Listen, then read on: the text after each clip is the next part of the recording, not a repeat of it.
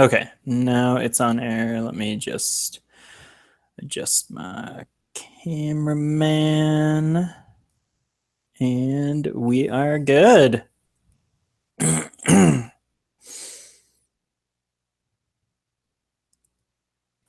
Hello, and welcome to episode 138 of the Nintendo Fun Club podcast. This is a podcast about Nintendo and about fun. I am Ryan, and joining me, as always, is John. Happy anniversary, Ryan.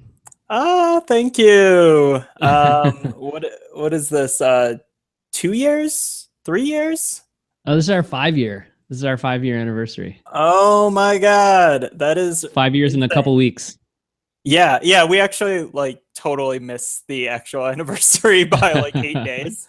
I didn't even realize it until I looked today because I knew it was May 2012, sometime May 2012, but turns out it was the 11th that we recorded the first episode of the Nintendo Fun Club podcast,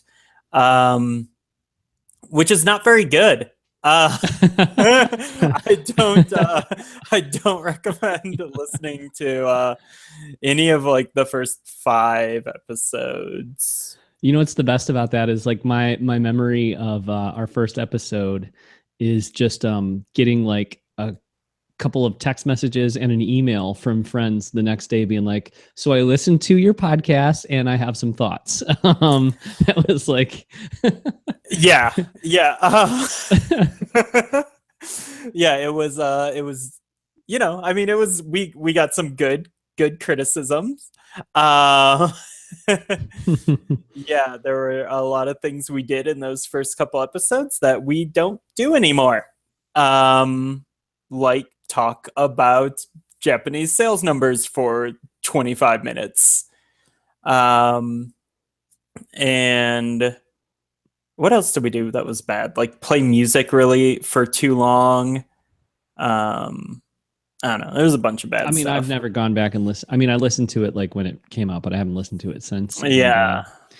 And, I feel like for my own self-confidence, and self-esteem, it's best if I don't do that. So yeah, it sounds like garbage. It's not I don't think we've really learned that many lessons because I can't really think of anything else. I'm that episode was terrible.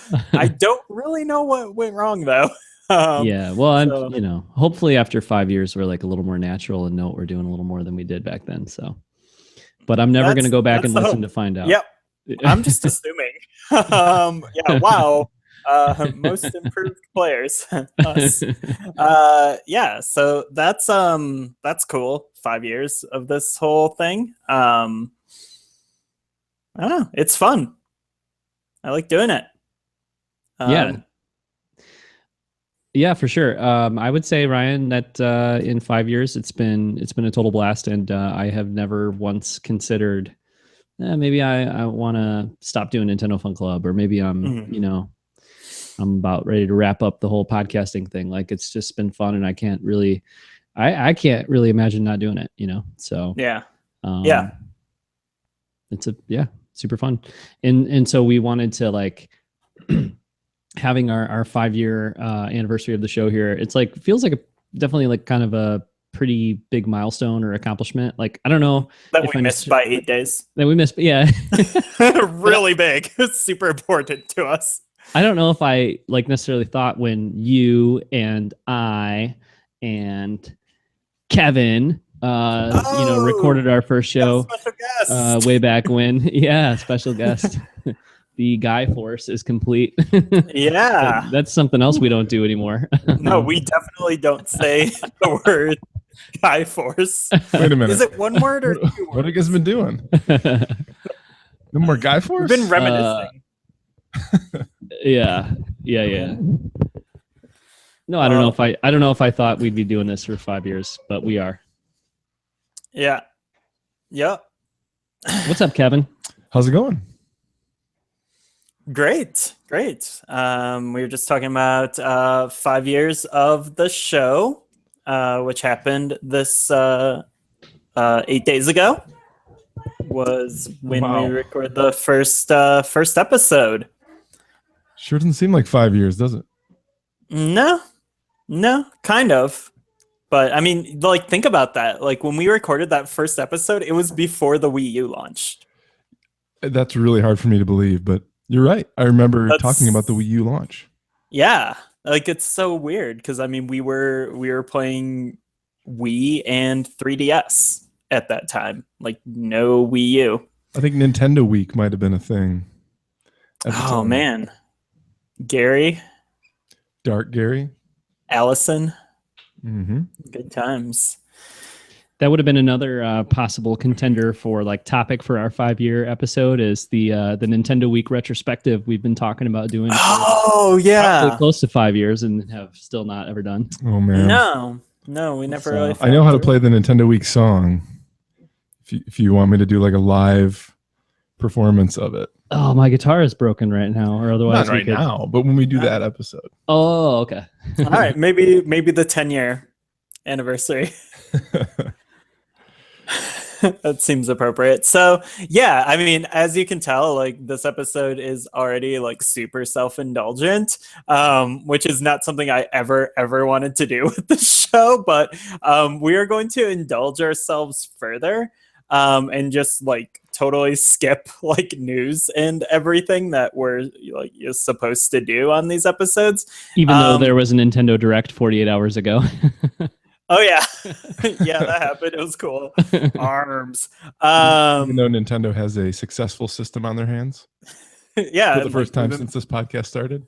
We've been playing a bunch of games. I just got Fire Emblem Echoes, my special edition today, and it is totally sweet. We can talk about all that stuff at another time because we wanted to, in celebration of 5 years of this show, talk about some Monkey Ball, some Super Monkey Ball 1 and 2. So, yeah, let's just go ahead and get right into it. You know, this is something we've talked about. We've talked about these games on the show a bunch before, but we've always kind of wanted to like dedicate like a big chunk of time to them. And now it just feels like the right time to do that. So, just a little background on the Monkey Ball series. So the original Monkey Ball was released it was originally an arcade game, and it was released in Japanese arcades in June of 2001. And I've never actually seen one of these cabinets in real life. I've never seen one in the States. I've never seen one in Japan, but the highlight of the cabinet is a banana-shaped controller, like a banana-shaped joystick, which is pretty fantastic. I really love bananas. Yeah. I mean, it's absolutely. But so that's cool. And then the game, hit consoles. Hit a console just a few months later, and it was called Super Monkey Ball, and it was available at the GameCube launch in, I believe, all regions. So there's a few interesting things about this. I don't know, kind of like weird milestones. Like for one, it was a launch game for the GameCube. Two, it was developed by Amusement Vision, which is the studio led by Toshihiro Nagoshi, who at this point in his career, kind of like the highlight was he directed Daytona USA. And then, he would later go on to direct like F-Zero GX and the Yakuza series. But the other sort of, important thing about this game is it is the first Sega published game on Nintendo hardware. And is it really? Yeah, and that sense. actually really surprised me. It was it was the arcade game was on the Naomi arcade board, which was like, basically a Dreamcast. So I think the intention during development was like, okay, we're going to make this this monkey ball game for the arcade, and then it's going to come to the Dreamcast. But obviously in 2001, the Dreamcast had kind of already lived its short, like 18-month life. And so, yeah, it came out originally as a GameCube exclusive at launch. And yeah, I think that was the first Sega published game. Yeah, now that you say that, I do remember looking and seeing that Sega label on a Nintendo game for the first time, and that was mind-blowing at the time. I think it's hard for people to remember that or imagine that, but that was a big deal. Yeah, and it's funny too, because like, even though I was like following this stuff closely, I'm a huge Nintendo fan, huge Sega fan. For some reason, like I just pictured, I always kind of thought of Sonic Adventure 2 for GameCube as like the first like Sega game on a Nintendo platform. I don't know why that was like that in my head, but then like, yeah, obviously this came out first because this was a launch game. So, yeah, did you guys play the original Super Monkey Ball around the GameCube launch? I did. Yeah, totally. I got it for Christmas. I don't know about you, but I don't think I owned it until 2 came out, but I played it at your house for sure. Yeah. And I played it at somebody else's house. And the game store where you and I used to work, Ryan, at separate times, I played it there. And I remember that the owner, before the GameCube came out, was saying, "Oh, I'm going to get that Monkey Ball game. I heard it's a really good party game." That's the first time I'd ever heard that phrase, party game. And I feel like I immediately knew what that meant. And it's like, oh yeah, that makes sense. That sounds cool. And that was definitely the first time I ever heard that phrase. And I feel like that was the sleeper hit of the GameCube launch, at least. That was the game people were talking about being fun and people were surprised about. I mean, everybody knew, Rogue Squadron was going to be great. And I think most people wanted to try Luigi's Mansion, but I don't know, this was the game that had some unexpected buzz, if I remember. Yeah, I hadn't heard of it at all, but and I'm sure I've told this story on NFC, but it's probably been a couple of years. I got it for Christmas, and I got, I think, Rogue Squadron 2. Also, not Rogue Squadron 2. Well, it was Rogue Squadron 2, actually. But yeah, I got that for Christmas as well. But this game I opened, and I was like, oh, okay, interesting. Like, I guess this looks cool. I think it was my grandma who got it for me, and I was like, all right, my grandma found like the colorful like kitty game or whatever. I just didn't know what to think of it. You know what I mean? Yeah. And it was definitely one of those. I remember with the N64, I had a similar experience with Wave Race. My aunt and uncle got me Wave Race 64 for Christmas. And I probably knew about that game, but I was just like, oh, okay, whatever. And then it was like, oh, I played that game for like a year straight and loved it. And it was a similar thing with Super Monkey Ball on the GameCube. Like, I definitely wasn't even anticipating it at all and barely knew what it was when I got it. But it turned out to be one of my favorite GameCube games, for sure. So. Yeah, like I don't know why. It's so weird because it kind of went under my radar, which is so strange because at this time, like my primary console was the Dreamcast. Like I got a PS2, and my experience with the PS2 from like launch day to late 2001 was I just kind of played PS1 RPGs on it. Like I wasn't interested in a lot of the initial PS2 software, and I was mostly playing my Dreamcast all the time. So I was still like really entrenched in the whole like Sega scene. But I got a GameCube at launch, but for some reason this game just like wasn't on my radar, which is so weird. Because, it was the first Sega published game on a Nintendo system, two things that I love. But, I bought Wave Race and I bought Rogue Leader, and those were my, GameCube launch games. And then it was like a few weeks in when I went to, the video rental place in our local grocery store, and I was just looking at like the GameCube games, and those launch GameCube games were the first few weeks, the initial launch stuff. I was just like looking on the shelf. I'm like, oh, I'll try whatever. Like, I like this system a lot. I really like the controller and everything. And there was like, I don't know, like a Dave Mirra game and like Tony Hawk 3, but I'd like played that like crazy on PS2 already.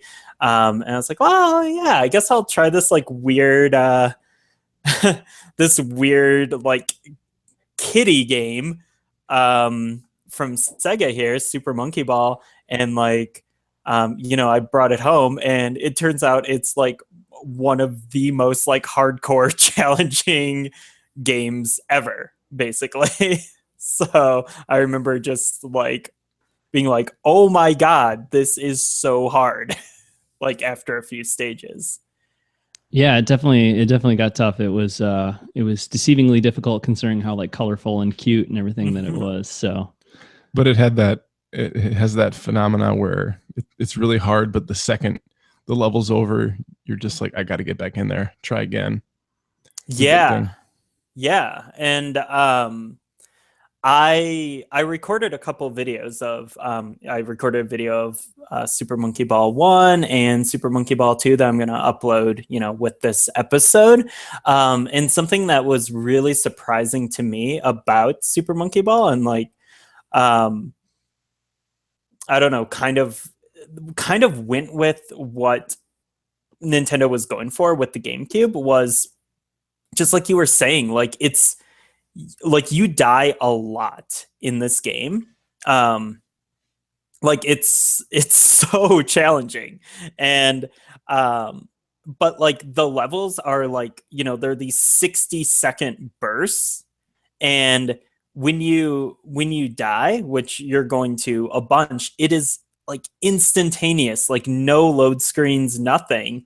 Which was, I know that was like one of the goals with the GameCube was to, at least with Nintendo first party stuff, was to reduce load times. Cause Nintendo came in pretty late to the whole CD thing. And, I know that like a big focus for them and, it's kind of remained that is, keeping load times minimal. So in that sense, like Super Monkey Ball was kind of like the perfect third party game. And it almost felt like a first party game in a lot of senses. Yeah, not just the way it felt either, the way it looks. It's got that really cute, bright, colorful, just pure joy when you turn it on and look at it and hear the music. And yeah, that's one of the reasons I really like Nintendo and always have. And sometimes Sega has that same aesthetic. Yeah, especially in this era.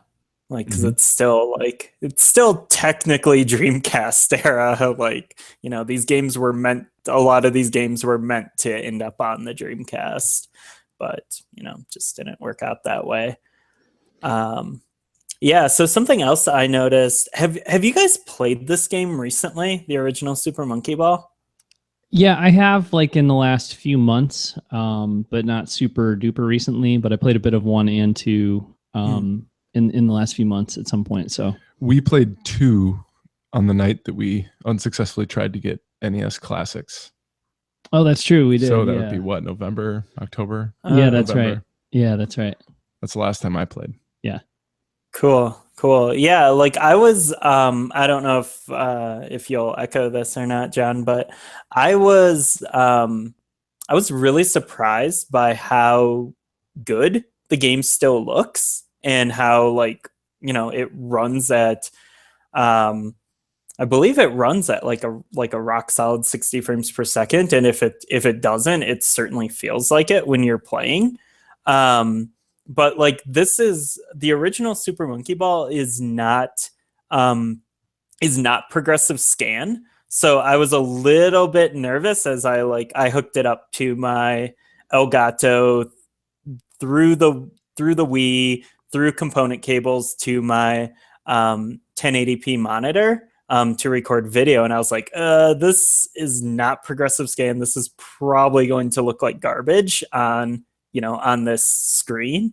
And it actually looked like pretty nice. I was really surprised. Did you get that sense when you were playing it?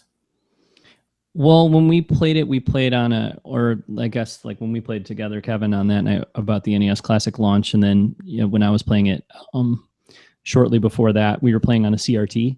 Mm-hmm. So I thought it looked beautiful, but that's the TV it's meant to be played on. Yeah. So I mean, I always thought that game looked great, and a lot of GameCube games look really good. But that game specifically, I think, because of the art style and the colors, and it's just the kind of game that lends itself to aging well, I think, versus something super realistic or whatever. Obviously, but yeah, I mean, I haven't played it like on a modern like monitor, but yeah, I think it holds up, really well.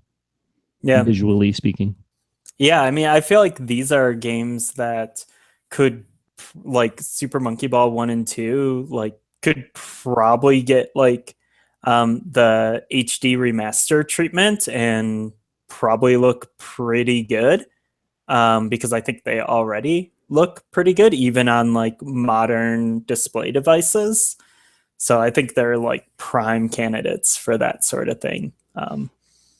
Yeah, I mean, I would say that Super Monkey Ball, the series or whatever, is high in the running for like my most desired Switch game. I think because, and this is probably the sort of thing that'd be good to talk about later in the episode, but like it's been a long time since there's been a new Super Monkey Ball game, and there was a while there where it was constant, but it's been a long time since we've had a new Super Monkey Ball, and I can just imagine like putting the Switch into kickstand mode, popping off a Joy-Con, and it's the kind of game that you could control really easily with a Joy-Con or whatever. And I just feel like it'd be great for, and if it had Super Monkey Target, which it would need to have, like mobile, play anytime, anywhere, Super Monkey Target would be incredible too. So I think just the bite-sized levels, they don't take all that That's long. true, yeah. Even if you die, it's not frustrating. You want to go back and try again. They're nice and short and clean, and that's really good for a system like that. Yeah, that would be amazing. And then like, Super Monkey Ball 2, which we'll talk about, but to have that game, like that party mode, that Monkey Target, to have that on the Switch, and if it was a remaster, not just like a straight up virtual console game, but if it was a remaster, online, that would be like out of control. It'd be amazing. Yeah. Monkey Target, I was waiting for that to come up. Oh yeah. We're going to talk probably a lot about Monkey Target.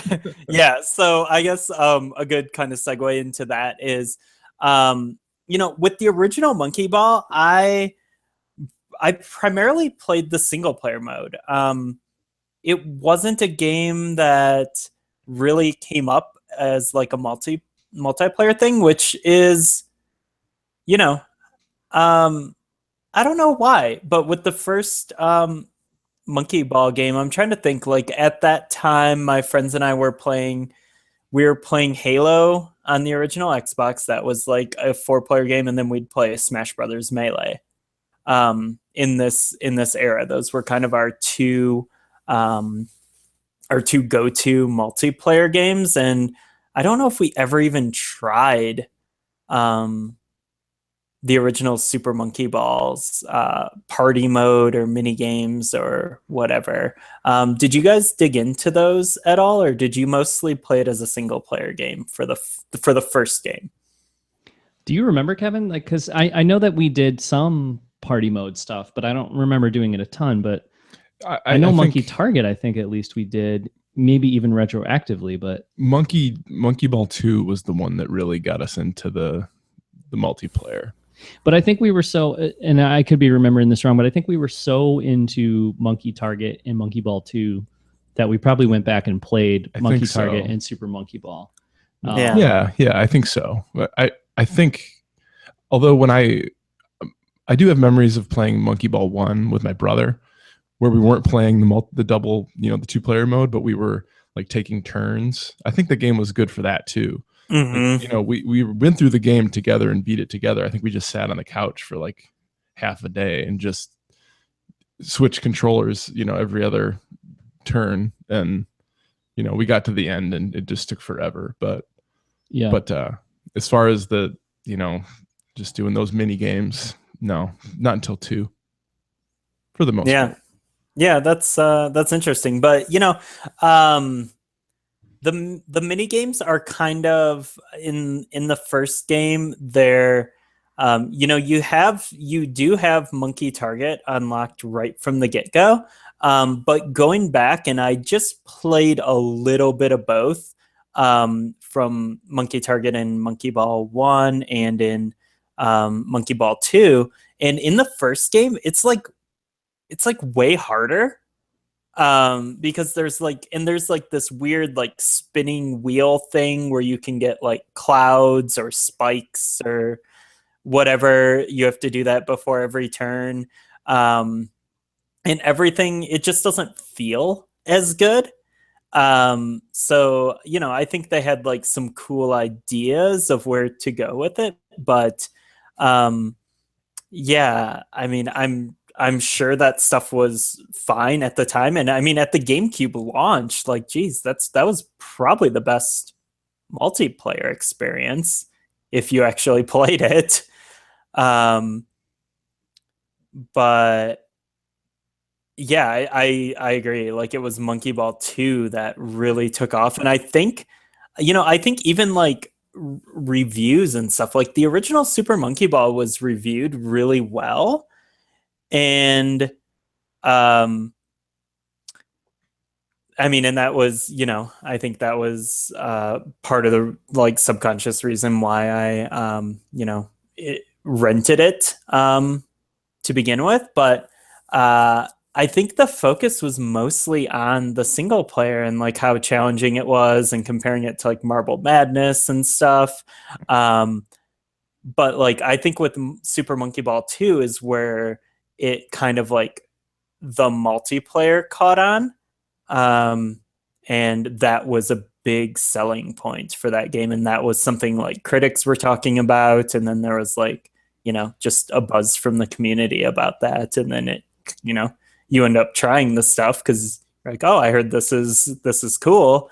And then turns out to be super fun. Well, in those days of the more limited internet, I remember not really knowing that Monkey Target was something that a lot of people were into.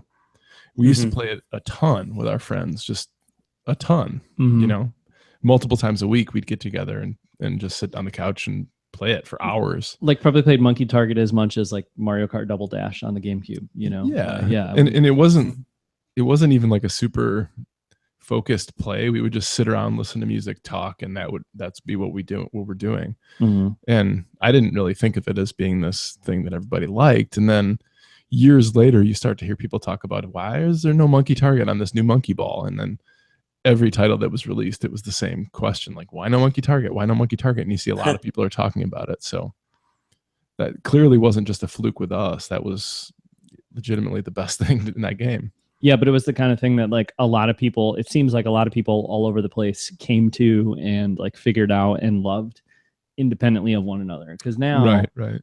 Now it'd be like you would hear people talking about it and you'd see it on message boards or whatever, and it would be impossible to know, like, did everybody get into Monkey Target because like that was what the zeitgeist was, like, oh, play Monkey Target, or like, you know what I mean? You wouldn't know, like, was this the kind of thing that otherwise would have gone under the radar and people wouldn't have found out about or whatever, I think the way that we communicated about games on message boards and stuff at the time was a little different. Oh yeah. Yeah. That's probably why. Yeah. Found out about is an interesting way to describe it. Like it's some hidden treasure or something. It's right there on the, menu for the mini games, but it's just like the rest. I guess the thing about it is a lot of the rest of the mini games felt pretty forgettable. Like I know some of them were fun. Like the racing, the monkey racing was like, pretty competent or whatever. It was decent, but like, it's not like I was going to do that instead of playing Mario Kart, Right. I don't remember Mario, or not Mario. I don't remember Monkey Golf. Do you remember Monkey Golf? Like if it was good or not? Games, but I remember it on the Wii version, but not. Yeah. So in the Monkey Ball 2 video I recorded, I like messed around with some of the mini games that were kind of unlocked from the get-go, and just tried them a little bit. And it's funny, John, because I played some of the monkey racing, and I was like, I started playing. I'm like, oh, this seems solid. And I was playing for a little bit, and then I'm like, yeah, I think I'm like, and well, I was kind of like, why didn't I play this more at the time? And then I was like, oh yeah, Mario Kart Double Dash. Yeah, that's way better than this. And and I mean that's kind of it. Yeah. Like the golf, I played like 2 minutes of in my video, and I was it did not feel good, and I couldn't really figure out how to play it well.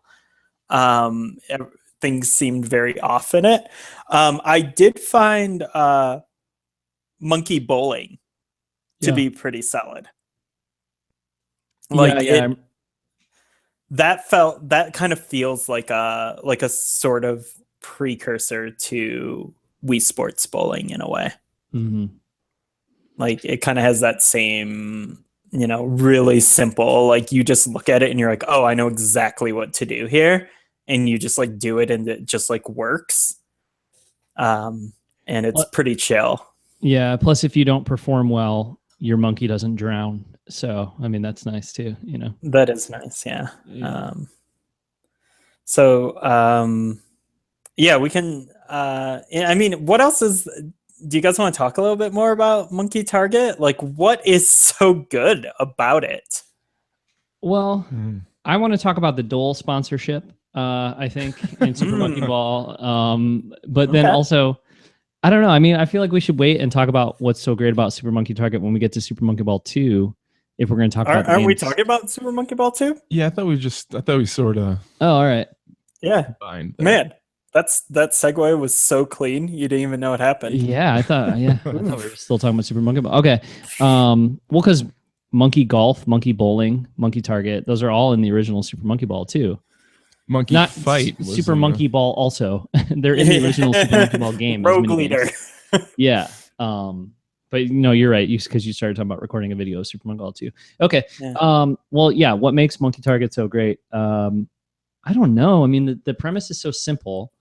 I think it's super fun to get that like feeling of speed as you roll down that hill, and then I think it's just it's that really great like combination of the simplicity, but then also the fact that you could play it over and over and over and kind of develop certain plan, like a certain approach, a certain plan.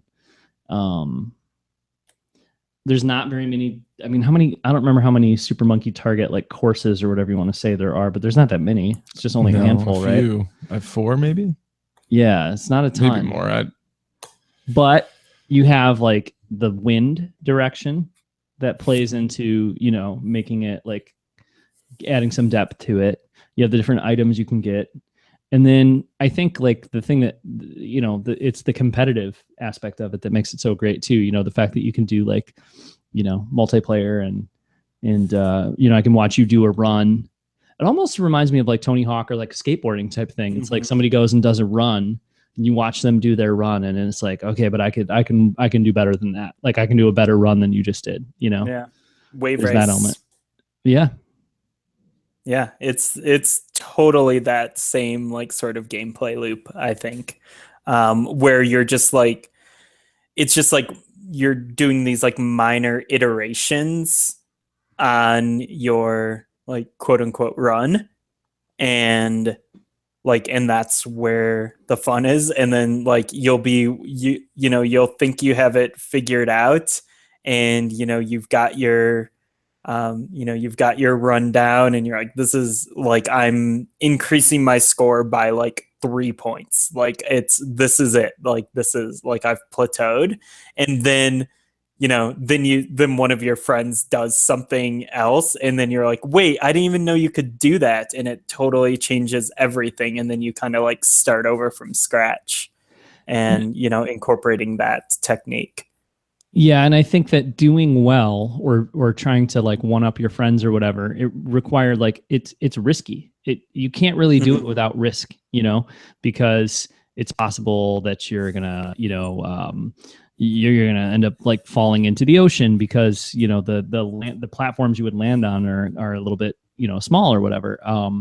And if you want to get like a ton of speed so that you can get further out, you have to wait until almost the last second to like open up your monkey ball so you can, fly or whatever. But then as you do that, I don't know, you try to get through like you try to get up to these bananas that are higher up, but doing that, you lose some speed.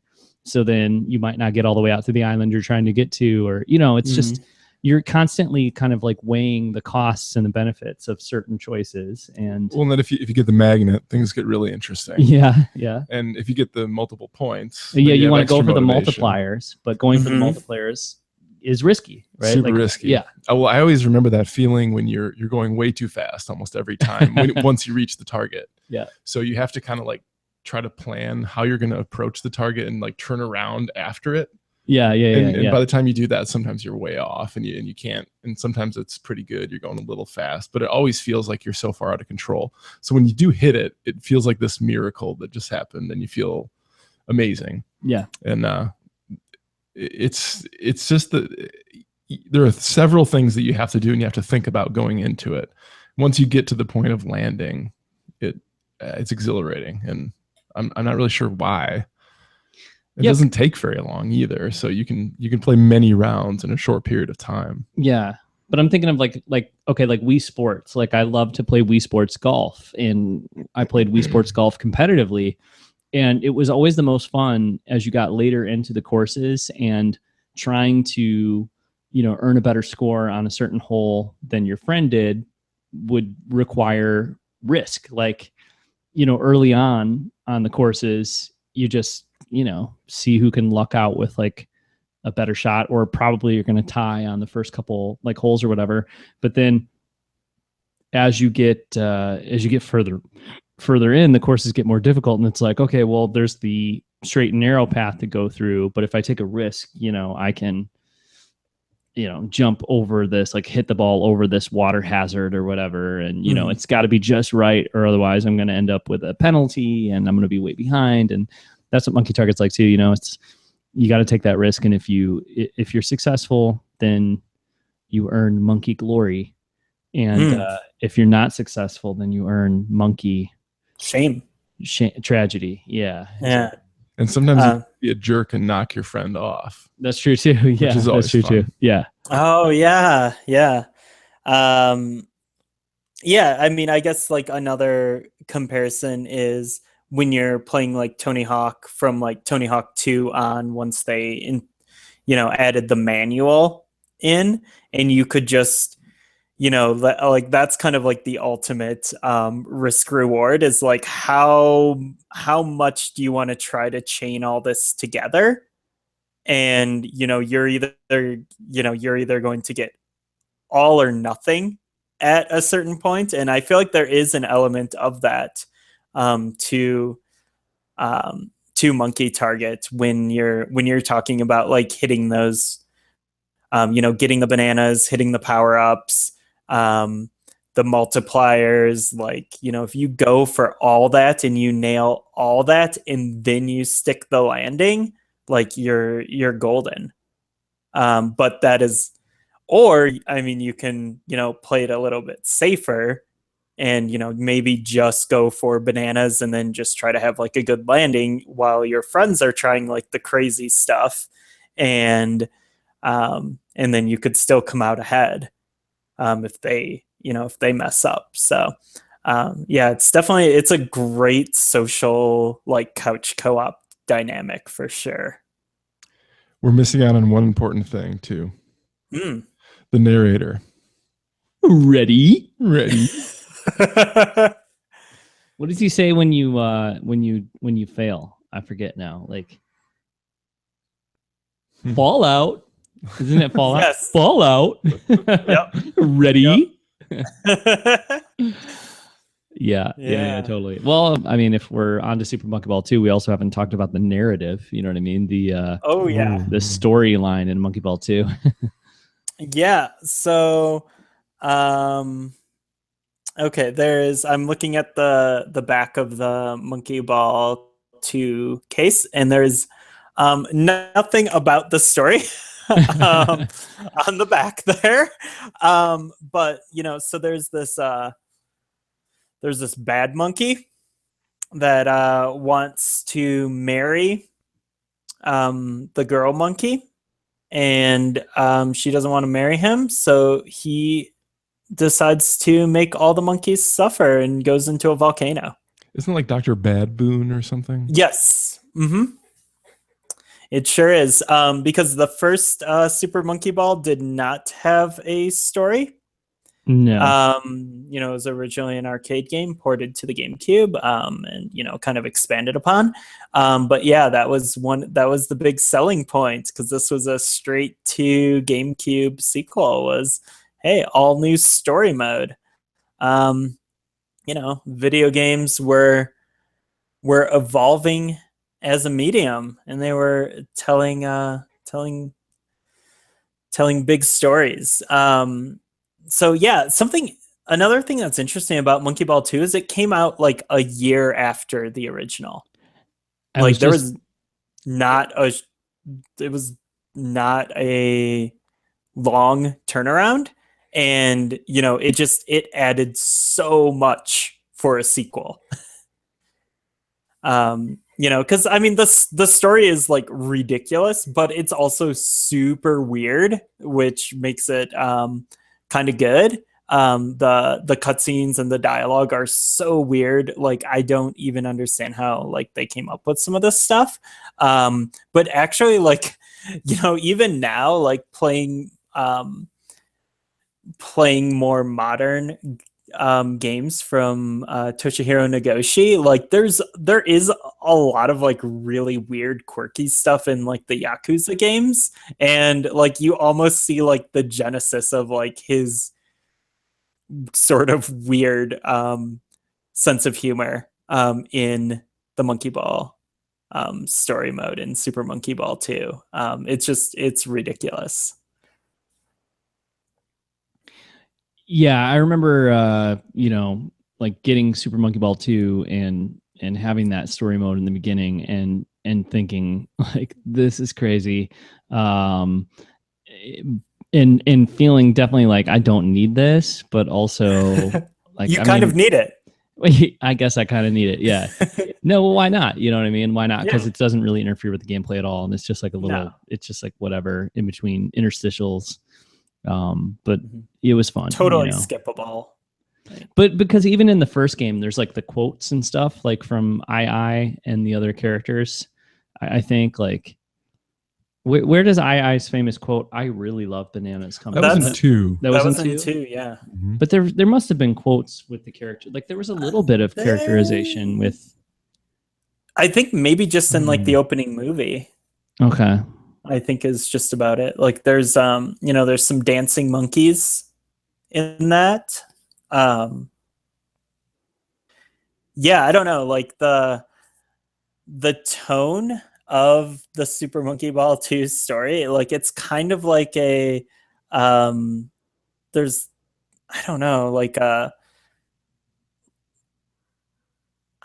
it's very Japanese. Like it reminds me of something like Japanese that I can't picture. Like I don't know if it's like a shonen or more of like a Super Sentai, because they're all like we're going to do like a fist bump because with the power of friendship we're going to defeat the bad monkey, and it's all very good. I like it a lot. I don't know why, but as you started saying that, like, oh, it's got this vibe, it reminds me of something. Like, I don't know why, but like I thought of Herbie the Love Bug, like the original '60s, like Herbie the Love Bug. I don't know. It might have been Gon Gon. Like, is Gon Gon? Is that his name? Gon Gon, the big guy, the big monkey. I think that's his name. Yeah, I think maybe he reminds me of like the driver from Herbie or something. I don't know, but. I've never seen Herbie. You never seen Herbie the Love Bug? Oh, wow. Ryan, you've seen Herbie the Love Bug? Nope. Oh, nope. Oh, okay. Nope. No idea. I know what it is. I just but it's not the same. To knowing what it is and experiencing it are not the same. So. All right. Well, disregard that comment. Disregarded. Okay. Cool. Yeah, so I mean, like really, like Super Monkey Ball 2 is just like one of those just, just incredible sequels. Like it's like this is why sequels need to exist because, you know, um it just improved on it just added and improved on everything in like every way. Like, it had all the original mini games, party games from the first one, and like Monkey Target, it was like tweaked and improved, and then there were like all these additional games, and adding all the new levels and the story mode, and it actually looked better as well. It Super Monkey Ball 2 is actually progressive scan.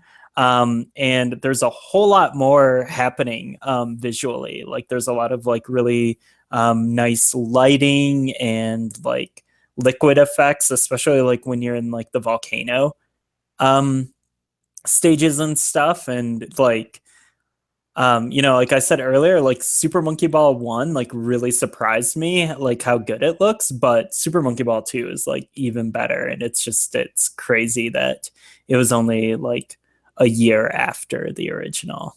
Like um you know, I Yeah, guess that's that time period though when you could make like a, big budget console game and, have it done in a year. But well, and as I said earlier, I never bought one when it first came out, but when I bought two and I kind of played it like crazy, I liked two enough that I went out and bought one. And it didn't feel to me like two made one obsolete. I actually just liked the game so much that I played one like crazy even after I had two. Mhm. Which Yeah. that's a rare thing in games. I remember the difficulty, I think, was a little bit higher, right, in Super Monkey Ball 2, because I want to say my memory is hazy at this point, but I'm pretty sure I did finish all of the levels in the original Super Monkey Ball. But I remember talking to you about, like, I could never do it in Super Monkey Ball 2, or I never did do it. And I know that you and Chad did, right? Like, you guys... I think we did 1 and 2. You guys did 1 and 2. Like, Kevin and his brother did 1 and 2, and when he told me he did 2, I don't know, I couldn't do it, so... I think the difficulty might have jumped a little bit, more at the end than in the original Super Monkey Ball. Yeah, I never actually finished either, I don't think. But I mean, I played them a lot. I got pretty deep into them, both of them, but I don't think I actually finished either. Yeah, it doesn't seem like the kind of game that's really super necessary to do that, Yeah. Because it can be pretty challenging and pretty frustrating. And I think like you get to a certain point, and if you're not having fun anymore because it's getting too hard or whatever, it's like not really worth, I don't know, like what is the point of, beating your head against the wall for hours on a certain stage just to then be, when you get past it and say, well, now I beat all the stages, you're not getting like some big narrative reward. You're not like, well, you don't know that. That's a good point. Point taken. Yeah, I mean, point taken. If there is a narrative reward, I don't remember it. I just remember it being really fun. Yeah. I mean, like for me, like these are definitely games. Like when I go back to them, like I'm not interested in playing like the super hard stages. Like I just want to play like the first, 15, 20 stages. And just because like the games just play really well. Like it's such a unique control scheme, and they just feel good to play, especially on that GameCube controller. And it just felt like the perfect controller for these games. How do you feel about that level that's shaped like a guitar, and you're rolling the ball down the guitar string? You can choose to do like the low strings, which are wider, or you get more bananas if you go down the high. Like if you go down the high E, you just get like constant bananas. I vaguely remember that. Yeah, I don't.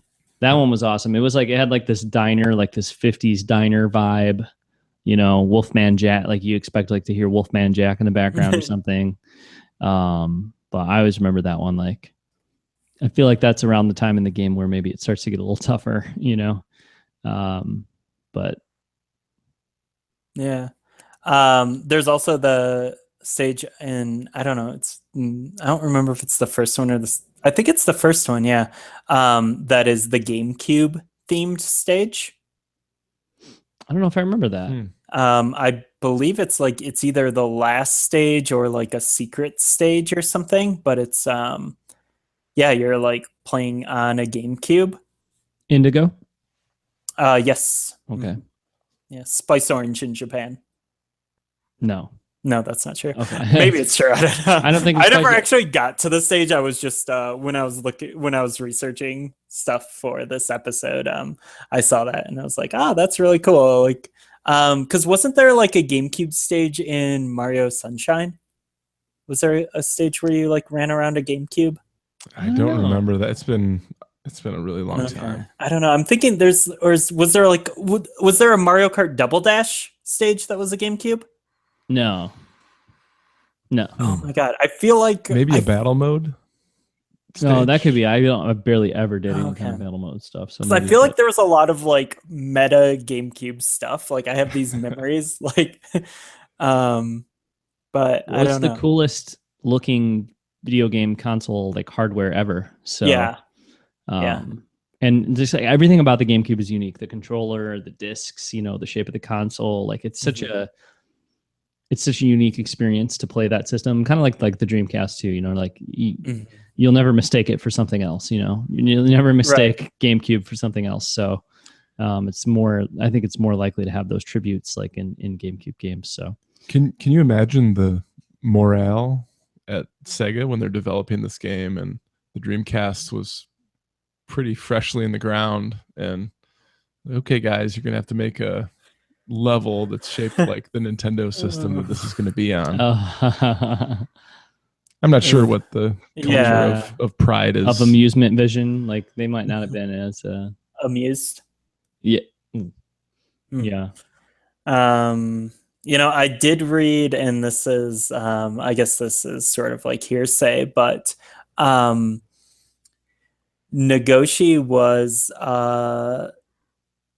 said in an interview, and this is just like straight from like Wikipedia or the Super Monkey Ball wiki or something where I read this, but Nagoshi was actually like pretty disappointed when he like learned of like the Japanese sales of Super Monkey Ball, because like they were super low, and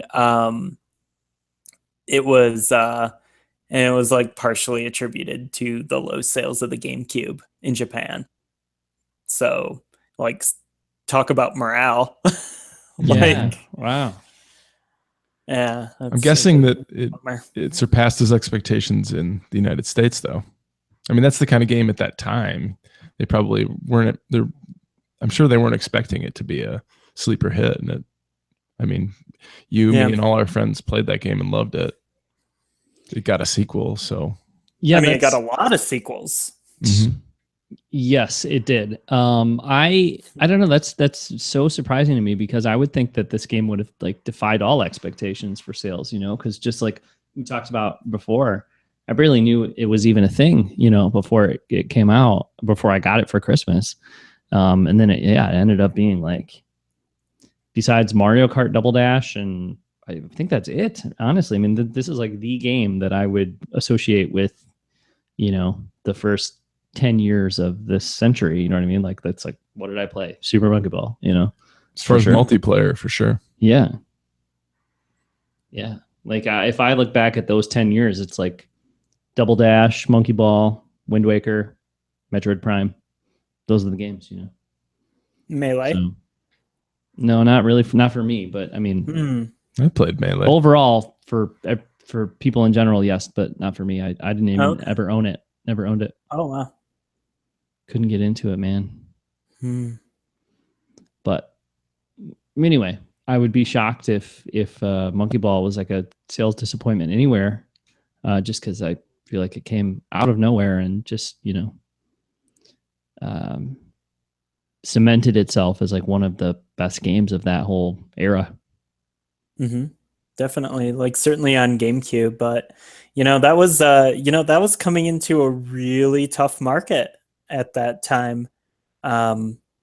because that was right when when the GameCube launched. It was like within like a week or two of like the Xbox launch, and that was PS2 had been out for like a year or over a year at that point, and that was right when the PS2 software like kind of started hitting its stride.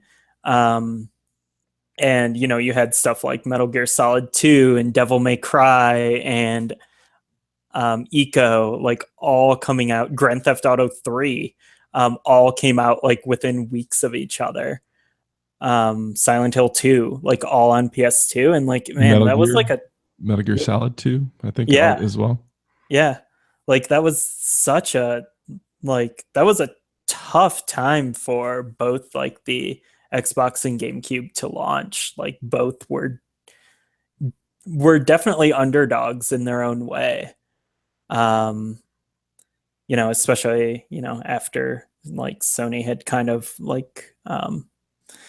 won the previous generation. Yeah, like that was tough. So like any game like outside of the big system marquee titles, like the outside of the first party stuff on Xbox and GameCube, had like a really tough uphill battle. Like like Halo did well for Xbox. Like Luigi's Mansion did pretty well for GameCube, even though it like wasn't really the game a lot of people wanted. But then that's interesting to think about too, because that was the first time that a Nintendo console didn't release with this masterpiece Mario game that everybody wanted to try. And I think a lot of people had this expectation that Luigi's Mansion was going to fulfill that, even though it was very clear from previews that this was not a big, huge Mario game.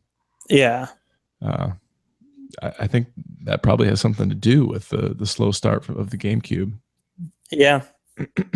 And I mean, I feel like the GameCube kind of hit its stride once like Smash Brothers came out and like Double Dash, and then Metroid Prime, Resident Evil 4. But even by the time like RE4 came out, like I mean, I remember the conversations around that game where there was a whole lot of like, people had already written off the GameCube at that point, and there was a whole lot of, well, I'm just going to wait till it comes out on PS2.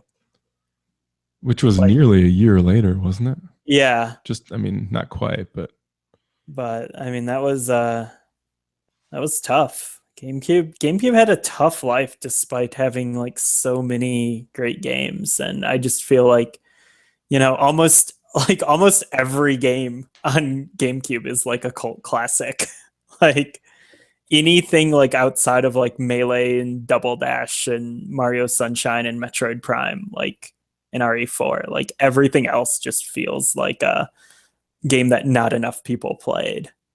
It did get a lot of those multi-platform games that really high quality. I really liked the Prince of Persia games, Beyond Good and Evil, and I played Tony Hawk 3 on there, and it did get at least some of those, which hasn't really been the case in a lot of the Nintendo systems afterwards. Yeah. But okay. Well, anything else on Super Monkey Ball 1 or 2? No, but do we have time to talk about like just briefly some of the games that came out in the series like afterwards? Because there's like so many different Super Monkey Ball games. Sure. I thought that the Wii game was extremely disappointing. Part of the issue there was a terrible monkey target mode that I did not like at all. I don't remember the control setup for the Wii game. Was it like? I think it was tilt. It was tilting. Yeah. Tilt only. Ugh. Yeah, I think probably motion control only. So. It wasn't great. And I remember there was like 30, something like 30 mini games. And I remember just being like, why are there so many of these? Like they could have made, I'm sure we said many times, like they could have just put monkey target on this and Right, not right. bothered with all this other crap and just made like a really good monkey target, and we would have been happy. Well, I remember the night the Wii came out, we sat there and went through all of them, waiting which one's going to be the monkey target, and it didn't really come. Yeah. No. The answer was Wii Sports Bowling was going to be the monkey target. Yeah, like that is kind of what picked up that that mantle, I think, for a while. I mean, for me it's Wii Sports Golf, but yeah, you know, Wii Sports, I guess, one way or the other. I stopped enjoying Wii Sports Golf when you guys played it sitting down on the couch. Ooh, that was the best way to do it. I mean, I remember those nights, just the little casual flick of a wrist. Yeah, that's fun. It was fun.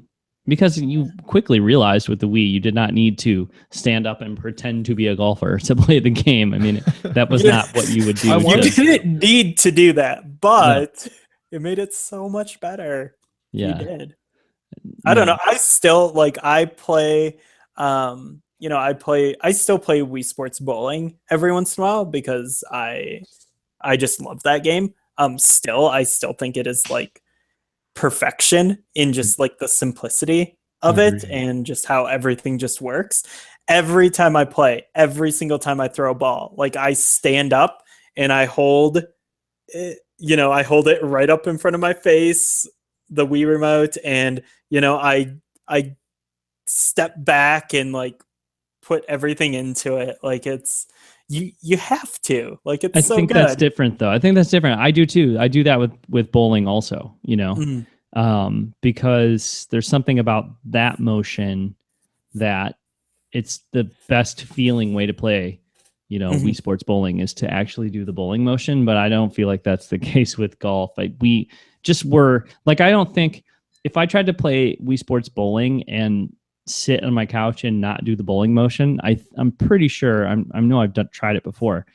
I would be worse, it would work less well. But with golf, it was the opposite. Like if I stood up and swung it like a golf club, I would have very little luck. And if I sat there and just flicked my wrist, it would actually be, controllable. So I think maybe that's part of the reason why I didn't like playing that way. It's sort of, I guess, my personality that I don't know. I don't even know how to explain it. No, I can explain it. When Mario Kart came out for the Wii, you played with the wheel because that's how it was designed. So that's what you did. Right, that's the same thing with Wii Golf. Like, or when it was designed for you to play like a golfer, so you're going to play like a golfer. I wanted to do that. Yeah, exactly. It's pure. I'm purist in that way. It's the same with that puzzle game Meteos, was it called, for DS? Yeah.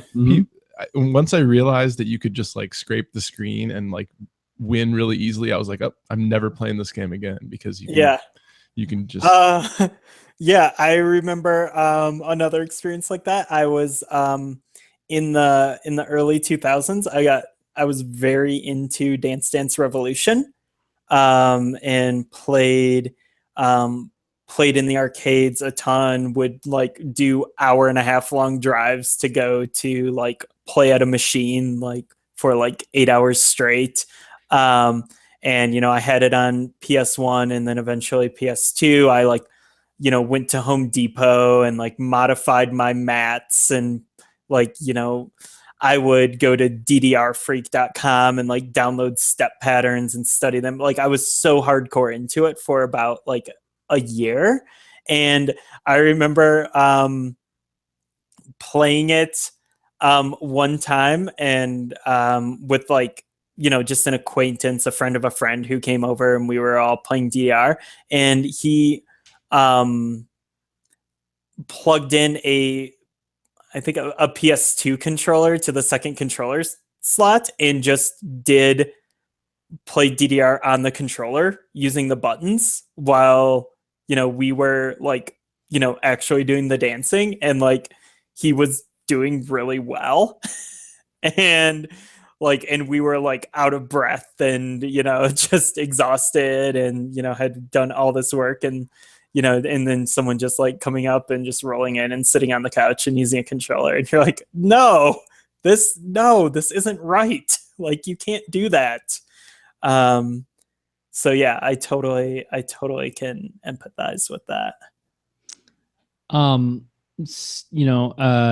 in terms of some of the other Super Monkey Ball games, like the DS game, I actually really liked. You know, the Wii game was a disappointment, but the DS game, I think it was Touch and Roll. I never played that. Oh, I thought it was really good. I like that game. Yeah, I thought it's not one or two, but well, I played it a ton. Yeah. Definitely not like on the same level as those, you know, being a DS game, but I thought it was a really good interpretation. Hey, you have it right there. Yeah. I totally have a copy that I've never played. Oh, you should. It's really fun. That I got at GameStop for like 99 cents. Yeah, I remember that. I remember when you picked that up. Yeah. Yeah. No, I think it's really good. And then I was looking at the list of the Monkey Ball games, and there's Super Monkey Ball 3D, which I'm assuming is the 3DS game. Mm-hmm. And I don't think I've ever played that. Did we play that? I never played that either.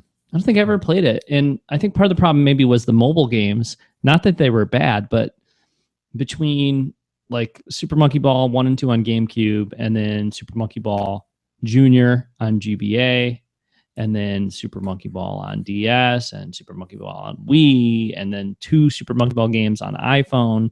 I think by the time the 3DS game came out, it was a little bit of like, there's so many Super Monkey Ball games, you know, and I wasn't maybe excited for a new one.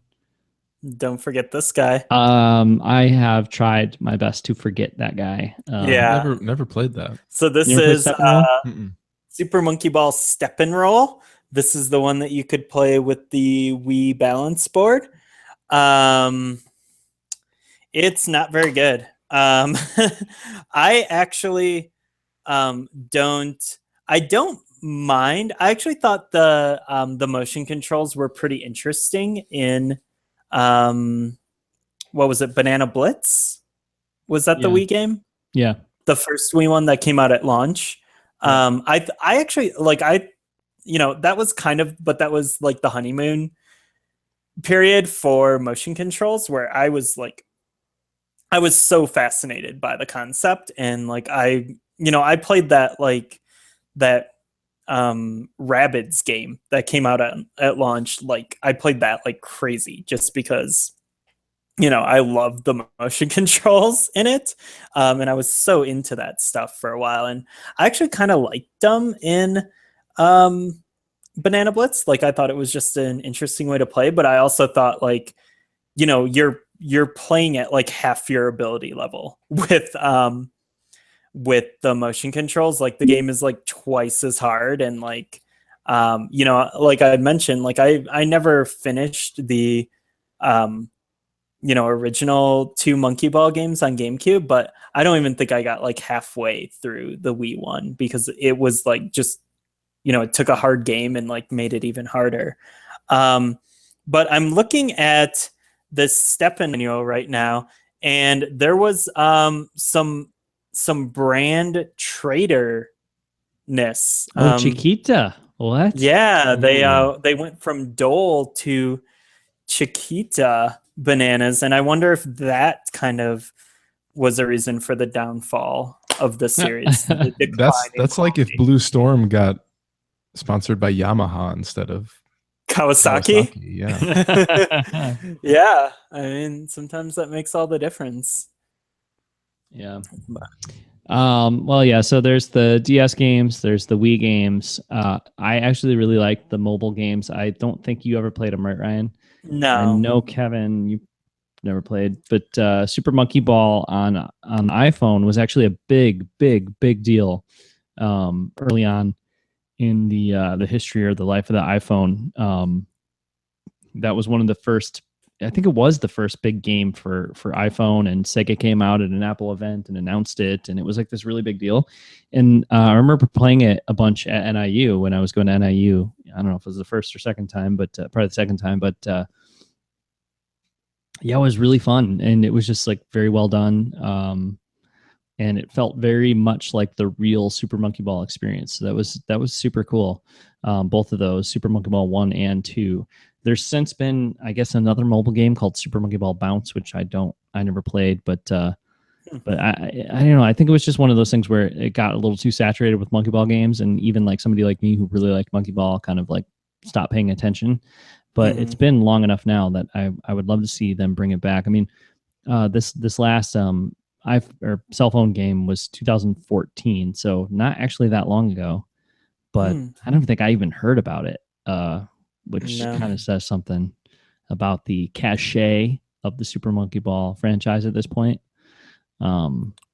Yeah, it's similar to like, and it feels to me similar to like Katamari Damacy, where like, you know, the first game came out and was like a sleeper hit, and then like the sequel was like so good, and then they just started like making them on every platform, and there were a ton of them in a really short period of time, and like you couldn't keep them straight, and then the series was just gone like instantly. And we haven't seen one since, and you know, now like people are really kind of craving that, and I think the Switch would be a great place to revive both of those series. There's two other games I want to talk about. Just very briefly, the arcade games. Have you played the arcade games, Ryan? Like, I've played one of them at GameWorks. I would think. Did you play the one with the banana controller? No, I played the one with the big ball that you roll, like a bowling game almost. Have you played that one? No. And at least they have that one at Chuck E. Cheese. Oh, really? Here, yeah. At least at GameWorks, rather than having like a screen in the cabinet, it's like projects it out onto like a wall, like across the. Is that how it is at Chuck E. Cheese, or is it just normal? No, I think it has a screen, but it definitely has that controller. That ball, like the golden. What's the name of the golf arcade game? Golden Tee. Golden Tee, yeah, like the Golden Tee ball. Oh, like a trackball. Yeah. Oh, okay, like Marble Madness. I was talking a big game about Super Monkey Ball when we saw that, and it's really hard, right? My wife was not impressed. I died almost immediately, I think. Yeah, no, it's pretty tough to control that way, or it's definitely a different experience, but those are cool. And then either of you guys, but specifically Ryan, I don't know if I think maybe you have played this, Super Monkey Ball Adventure on the PlayStation 2. Did you? I didn't really even remember this. No, I think that came out on GameCube as well, didn't it? Oh yeah, it did. You're right. It did. Yeah. It did come out on GameCube. I never played that though. Yeah. In 2006, so 6 years after the original Monkey Ball. 5 years. The same year that 5 years Blitz came out. And it's developed by Traveler's Tales, and don't they do like the Lego games and stuff? Yeah, that's interesting. Yeah, but I guess it's like a platformer, like like an adventure game platformer. So not like the traditional Monkey Ball gameplay. So that's something that I would like to track down and give a shot, like play it. And that would be interesting to just see what it is. There are a few of these Monkey Ball games that I don't really have any familiarity with at all. Yeah, I really want to try the original Xbox version of Super Monkey Ball 1, Super Monkey Ball Deluxe.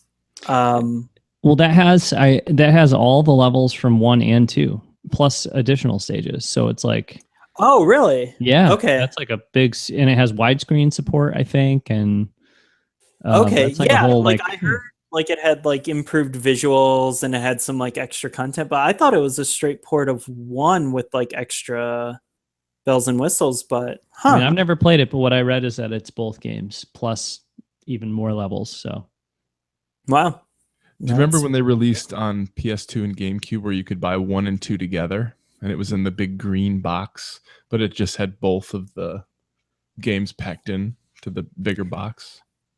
I definitely remember when like 2-packs and 3-packs were a thing during like the PS2, GameCube, Xbox era, like the Resident Evil GameCube collections.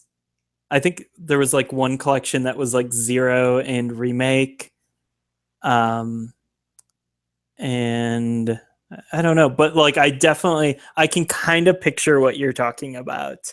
Like a pack with like 2 like DVD cases in it. Yeah, it was a green box, then you just put both DVD cases of 1 and 2 in there. Yeah. I just remember the Castlevania double pack on GBA. That's like the one 2-pack I remember. But The one Tupac. Oh no, I always remember the one Tupac, but like that was just one cart with both games, you know. Mm-hmm. So I guess it's a little different than what you guys are talking about. I don't remember that double pack of Super Monkey Ball at all, but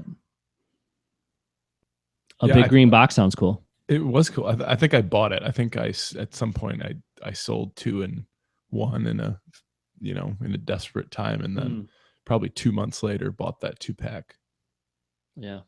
Yeah. Huh. Well, yeah. I mean, Super Monkey Ball rules. I definitely want to play this DS game that I have that I just remembered I had that I bought like 3 years ago for 99 cents at GameStop. But I mean, where I'd really like to play Super Monkey Ball in the future is on the Switch for sure. It's, you're right. It is like the perfect fit for the series. Yeah, I would kill for like a full-on new Monkey Ball game on the Switch. I'd be really happy with a remaster of 1 or 2, or both. Or both. Yeah, that'd be great. And I mean, honestly, I'd even be super excited if they would just be like, here for $10 is a really great version of Super Monkey Target, like that you can download. Online with online leaderboards, play, yeah, all that stuff. Like, I mean, that is so worth. I'd buy it for a high price. Yeah, I'd pay a high price. Yeah, I mean, like, $15-$20 even, like, for that. That'd be great. Yeah. I mean, I think we talked about this when we were talking about the rumor about GameCube Virtual Console. Like, yeah, I mean, even just that, like Super Monkey Ball, both of the games, I would actually buy both of them on Switch. Yeah. Because God, they'd be perfect for portable play. But don't you think though it's a thing like the Ninja Turtle games or like the Star Wars games or whatever, where like getting it on Virtual Console is probably just a licensing nightmare? Oh, because of that super hot IP of Dole Bananas. Yeah, I mean, I feel like that could make it really tough. Yeah, that's true. They could easily just take that out like they did for Kawasaki in Wave Race on Virtual Console. Yeah. Would you accept the Super Monkey Ball without Dole Bananas in it, though? I mean, yeah, okay. I would. I mean, I don't know if I could accept Chiquita Bananas in Super Monkey Ball 2, though. Yeah. Do you guys remember when you could go to the store and get Chiquita Bananas and it would have the Monkey Ball stickers on it?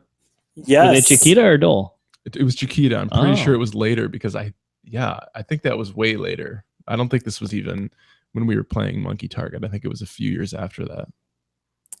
I can remember that being a thing for sure. Like I mean, I remember like Super Monkey Ball being like a brand. Like it was a like popular franchise for a while. I remember there were like toys in stores. There were figures. Oh, I never saw those, I don't think. But yeah, like there wasn't. I think it might have just been II, but like that was definitely a thing that you'd see it in stores. And for a while, like you'd see at like every Walmart and Target video game section, like every platform had a Monkey Ball game in the mid 2000s. So like it became like a mainstream popular thing for a while and then just kind of went away. Yeah, I think maybe they did a little too much, and that's like I said, got a little oversaturated. People got a little tired of Monkey Ball. Well, and there's a decline in quality too, which didn't help. When the first two are the best too, I don't know. That doesn't really help it thrive. Yeah, no, it's just like I was saying with like the Katamari effect. Like the first two games are the best, and that's tough, especially because like with games like that, it's like there's like it's like a really good concept that they kind of got pretty right the first time. Like it was a super original concept, but then there wasn't really then there was the one sequel for Refinement, but then there wasn't really any place else to go with it. And, you're talking about this adventure game, like making it into a platformer, and it's like, well, cool. But is that really what people come to the series for? It's the same thing, actually, like Tony Hawk, like those games, like, those were, one a year type thing on every platform. And they tried to like expand it into like this like open world adventure game and tried all this, like they tried the weird peripheral stuff. We have Monkey Ball with the balance board. We have Tony Hawk Ride. And again, it's like the first 3 games are the best. So yeah, that's a tough thing, but yeah, I still think, Bomberman as well, like the same thing kind of happened with Bomberman, and now, that's kind of made a comeback on Switch. So I don't know. I think Switch is where these games need to go to make a comeback. It just feels right to me. Yeah, honestly, I'd be surprised if, well, I shouldn't go that far, but I think it's fairly likely we could get Super Monkey Ball on Switch. Like Switch is really taking off. It's popular. Sega's developing for Switch, and it seems like Nagoshi came out at the Japanese event, the reveal event. Oh yeah, okay. Mm-hmm. Okay. Did he announce a game, like a different game, or? He just came out and was like, Sega is interested in developing for this platform. Oh wow! But it was him, and I think Monkey Ball would be a better fit than like Yakuza for the Switch. So I hope that's what it is. So yeah, there's definitely reason to be hopeful, I think, for Super Monkey Ball's like triumphant return. Like Switch is the platform for that, for sure. More so than like PS4 or whatever. Like that'd be cool too, but I don't think it has as much of a shot of like really capturing people's attention and getting people excited the way it does on Switch. Yeah, I could see it being like a multi-platform release, like something like Puyo Puyo Tetris, which that came out on PS4, but pretty much the way people talk about that game is mostly talking about the Switch version. I feel like that's where most of the conversation is. I don't really know anyone who's playing Puyo Puyo Tetris on PS4. Yeah, if you're gonna pay that much money for a Tetris game, like why would you not want to have it on like your console you could take with you and play wherever? Tetris is just like, for most people, I think Tetris is a Game Boy game. That's how you think of Tetris. So yeah, makes a lot of sense. So yeah, well, let's hope. Now you guys got me excited. It could happen. There's your E3 Megaton right there. There's your one more thing. After Reggie's been up there at well, no, I guess they're doing a digital event, so he's not up on stage. But at the end of the digital event, they've just showed us like Mother 3 coming to Switch Virtual Console today, and like here's a teaser for a new Metroid, and Mario Odyssey looks awesome, but there's one more world we want to take you to. And then it's just II comes out and is like, I love bananas. And like the room just explodes. Every room explodes where we're watching it on our computers. Man, this will be an E3 to remember if that happens. It's probably not though. Yeah, I don't know. It could be that like Nintendo's whole booth, like last year, the way it was Breath of the Wild themed, it could be just like a big, Monkey Ball themed booth. Yeah. It's like you go up to like the top floor of like the, whatever the place that E3 is held in. I don't even know. And then you have to like journalists have to get in like a giant ball, and it like rolls them down to Nintendo's booth down a ramp. That would be cool. What about a crossover where it's I who steals all of Donkey Kong's bananas? Oh my god! What about that, but with rabbits? I think adding rabbits to any platform, any franchise is a safe bet. Sounds good. I mean, they're like French minions, so. That is the best description of rabbits I've ever heard. Yeah. Rabbits precede minions, right? I've never seen anything with minions in it, but I think rabbits are first, right? I don't know. I'm not sure. They're all cut from that same cloth, I guess. I don't know. I don't know. We should finish this episode because we're going to a really dark place right now. We don't want to continue this this line of thought. We want to end on a happy note. So yeah, thank you guys for both of you for joining me here, and it was cool that we all got to kind of celebrate 5 years of this whole thing. Yeah, absolutely. Yep. And, I want to say thank you, Ryan, for sending that email 5 years ago that said, we should do a podcast. Let's call it Nintendo Fun Club. Because I remember responding to you and telling you that podcasts were like I thought at the time, like my highest art form, my favorite medium. You know what I mean? Like, oh yeah, the best thing ever.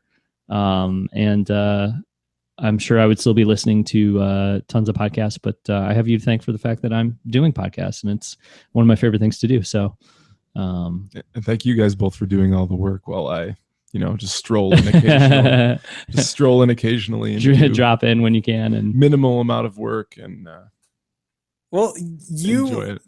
You serve like you almost are like more powerful now. Like, you've been struck down, but you've become more powerful than we can imagine. Like you are like the Obi-Wan, because like when you show up, it's like at crucial moments, like, like a hardware reveal or a Monkey Ball episode. E3. Yeah, E3. Like, or almost like in like sitcom terms, like the special guest star that shows up like once a season, and it's always very special. Yeah, you like that show I love, The Big Bang Theory. It's a lot like that. Did you see they're making a prequel? Yeah, I did. Yeah, that's cool. The Phantom Big Bang Theory. I'm this is going way over my head. No, I actually know nothing about that show. That's why. Me neither. Maybe that's why. I know enough to stay away. We should thank too. We should thank like our loyal like listeners and followers, like Tyler, Olu. Yeah. And I can't think of any other ones. But that's pretty much it. He's the only one. Hi, Tyler. Yeah. What's up, Tyler? I hope you like Monkey Ball. No, I mean, there's a lot of people who show us love and, give the episodes retweets. Chris Becker, Bradley, Neil at NWR, I mean, everyone else, Norfair, Ben. God, I'm just trying to think of people off the top of my head. Japanese 3DS. I don't know what his actual name is. Let's see. Finchykins. Should have had something prepared here. Morgan Sleeper over at Nintendo Life.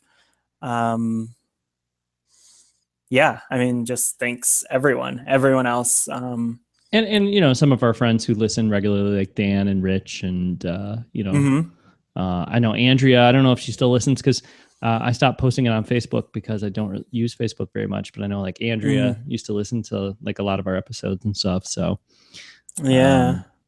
Well, I do know that household still does not own a Switch. So yeah, that's true. Must have missed the past few episodes where we've been talking about how awesome the Switch is. Well, half that household has quite a strong Sega bias, so maybe Monkey Ball would do it. And Monkey Ball would probably definitely help. Yeah.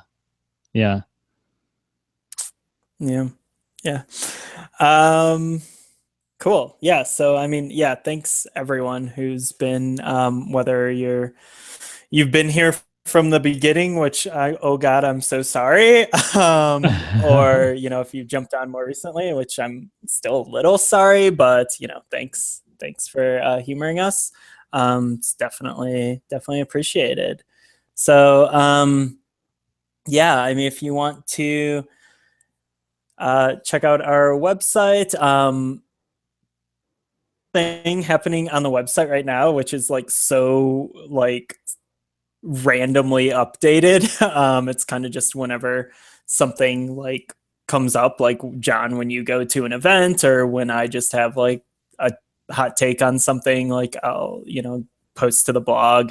But recently I was fortunate enough to be to acquire a pretty sweet Famicom collection of boxed Famicom games from my good friend and former roommate in Japan, Kevin.